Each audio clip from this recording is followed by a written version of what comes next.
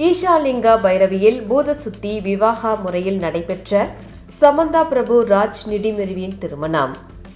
நடிகை சமந்தா ரூத் பிரபு மற்றும் திரைப்பட தயாரிப்பாளர் ராஜ் நிடிமிரு ஆகியோரின் திருமணம் கோவை ஈஷா யோகா மையத்தில் அமைந்துள்ள லிங்க பைரவி தேவி சன்னதியில் இன்று காலை பூத சுத்தி விவாக முறையில் நடைபெற்றது.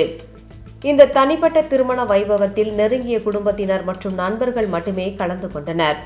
லிங்க பைரவி சன்னதியிலோ அல்லது தேர்ந்தெடுக்கப்பட்ட இடங்களிலோ வழங்கப்படும் பூத சுத்தி விவாக திருமண செயல்முறை தம்பதியருக்கு இடையில் ஆழமான பிணைப்பை ஏற்படுத்தும் யோக விஞ்ஞானத்துடன் வழங்கப்படுகிறது.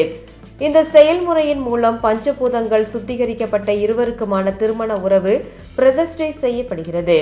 மேலும் தம்பதியர் தங்களது எண்ணம், உணர்ச்சி மற்றும் உடல் தாண்டிய சங்கமத்தை உணர்வதற்கான சாத்தியத்தை பூத சுத்தி விவாக வழங்குகிறது. ஈஷா அறக்கட்டளை சமந்தா மற்றும் ராஜுக்கு மனமார்ந்த வாழ்த்துக்களை தெரிவித்துக் கொள்கிறது. தேவியின் எல்லையற்ற அருளும் பேரானந்தமும் அவர்களின் இணைவில் நிறைந்திருக்க வாழ்த்துகிறது.